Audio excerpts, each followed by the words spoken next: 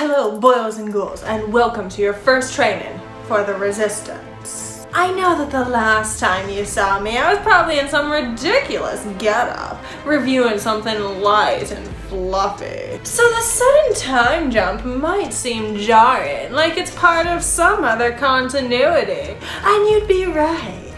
But if Lovecraft Country has taught me anything, it's that overarching narratives are overrated. And you can just introduce a new plot whenever you want. I know I set up expectations for a review of the third episode of Lovecraft Country, but I've decided that training for the Resistance is more important. And what are we resisting, you might ask? Bad bleach jobs. What's with all these cheap bimbos trying to go from box dye black to white blonde and frying their hair in the process? It's disgusting. Wait, what's wrong? You guys look disappointed.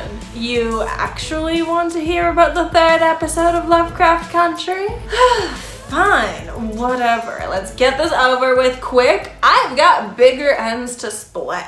I am Celine, the face that appears behind you in the mirror when you chant my name 3 times. And I'm here to talk to you about the third episode of Lovecraft Country, Holy Ghost. Before we get started, make sure that you subscribe to this channel and click that little bell thingy to get notified. I post regular movie reviews, all with a horror theme to them. So trust me when I say that you won't want to miss what's coming.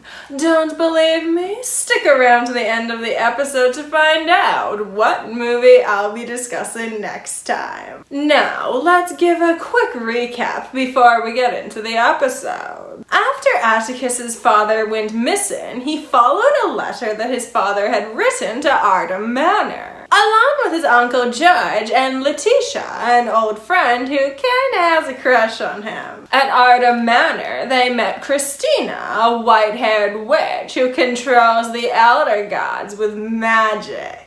Christina's father wanted to use Atticus to open the gate to the Garden of Eden, but Atticus managed to not only escape, but destroy the manor. Atticus rescued his father from the destruction, but Uncle George perished. In my review for the last episode, I pointed out that the ending to that one felt odd. The show's call to action was the father's disappearance. So now that he's been found, what is there to do? Can they just go home now? And as it turns out, yeah, they just go home now. The jump from Arden Manor to home is so jarring that for a moment I honestly thought we were in a different timeline. You know how shows like American Horror Story will use the same actors to portray different characters in different storylines? That's literally what I thought was happening here until I heard them use character names. It doesn't help that the episode opens up with this little claim to truth about how this is the previously unknown story about how these bodies were found in this house. I thought they had suddenly switched gears to reenact that story. I really did. But no, what's actually happening is this.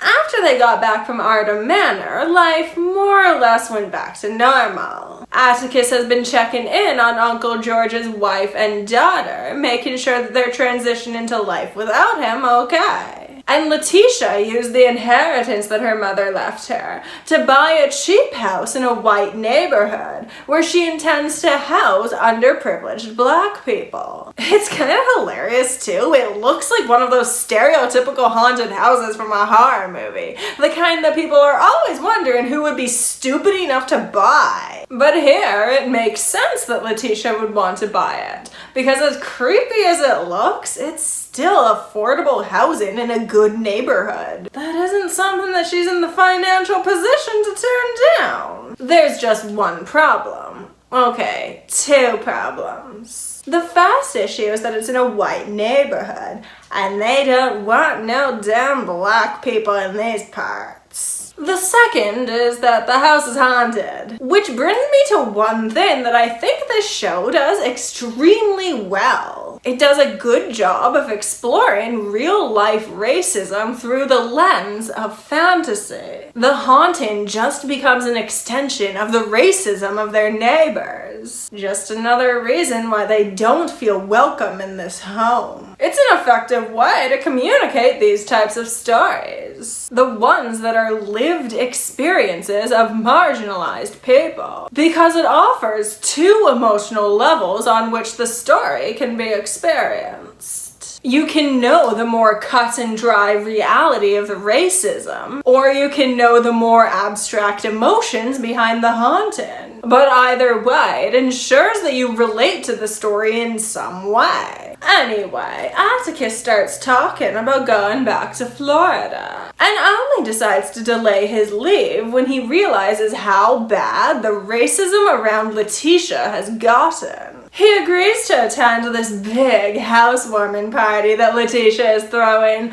during which three things happen. 1. Letitia and Atticus have sex. 2. A group of random children use a Ouija board and contact a spirit that refers to itself as George. Whether or not this is actually Uncle George has yet to be determined. And 3. The racist neighbors burn a cross on their front lawn, which leads Letitia to do that thing that marginalized people sometimes do in movies. You know, where they make some sort of big, grand gesture, like, I don't know, destroying the racist car with a baseball bat. And it's cool as fuck, and you're cheering for her the whole time. All with the knowledge that she is totally fucked after this, because the society that she lives in is completely stacked against her in every way possible. Long story short, Letitia ends up getting arrested. The cop guy keeps taunting her by telling her that the corpses of 8 black people were found in the basement of her house. But this just leads Letitia to the story of what's going on in her house. Apparently, there was this white doctor who was experimenting on black people, and now everyone's spirit just haunts the house. Atticus and Letitia get in contact with this psychic who performs a seance in order to get in contact with the spirits in the house. All while racists break in to do racist things. And this is definitely the most grateful I have ever been to see racists, because this gives us the opportunity to see what these ghosts are fully capable of. The ghosts are really well designed too. They look really gory and creepy. I'm a big fan. Eventually, the ghost of the white doctor possesses Atticus and makes him violent. But all the other ghosts join Letitia in chanting, setting everyone free. The episode's pretty much over, except Atticus sees Christina in town the next day, establishing that her character's back in play. Yay, the end. Again, there were a couple of points that I kinda glossed over, but might be important to the show overall. For instance, Letitia and Atticus have a conversation after they have sex about how she felt compelled to do it because she's basically just been panicking ever since she found out that the elder gods exist.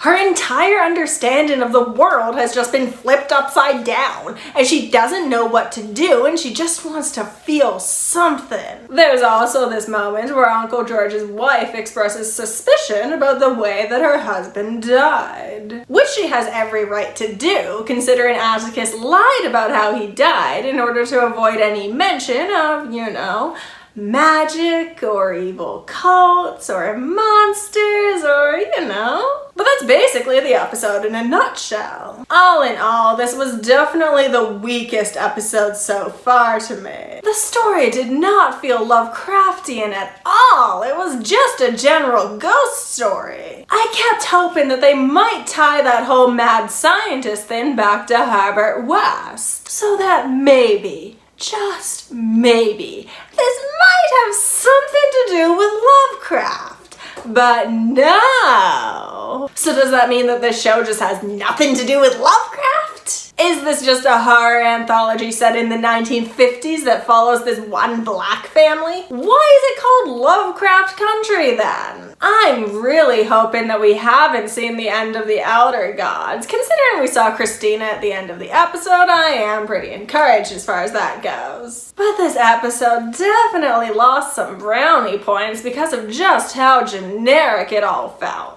Like I said, I am enjoying the way that racism works its way into the fantasy element. So this episode wasn't completely devoid of enjoyment for me, but there was just something about the first 2 episodes that set up expectations for an overarching narrative. And as it turns out, we don't even get the common theme of Lovecraft to hold on to. This show is just more along the lines of an odd amount of horror stuff keeps happening to this one family. Which is fine, you know? It just isn't the show that I signed up for. All in all, I'm gonna have to give this episode 4 mad scientists out of 10. Don't forget to subscribe to this channel and click that little bell thingy to get notified, because next time we're going back to school with the class of 1984. You simply cannot afford to fail this class. Now, what is the answer? And trust me when I say that you won't want to miss it. Give this video a like if you enjoyed it, and while you're down there, why don't you leave me a comment? Let me know what you think about this sudden shift this episode took. Thank you so much for watching, my pets, and I will see you next time. Love you.